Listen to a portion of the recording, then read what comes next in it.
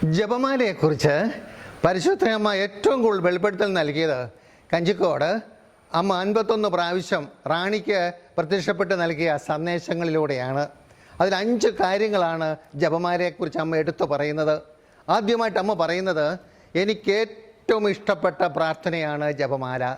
എനിക്കേറ്റവും ഇഷ്ടപ്പെട്ട പ്രാർത്ഥനയാണ് ജപമാല.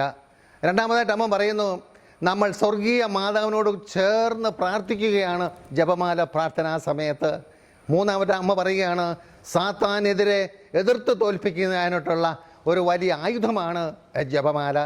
നാലാമത്തെ അമ്മ പറയുന്നു, പരിശുദ്ധ ത്രിത്വം ആനന്ദിക്കുന്നു, സ്വർഗം മുഴുവൻ ആനന്ദിക്കുന്നു, സന്തോഷിക്കുന്നു.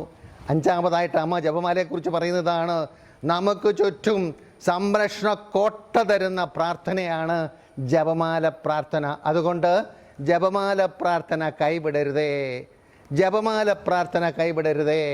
അമ്മയുടെ ഏറ്റവും വലിയ സന്ദേശവും ആഗ്രഹവുമാണ്. Praise the Lord.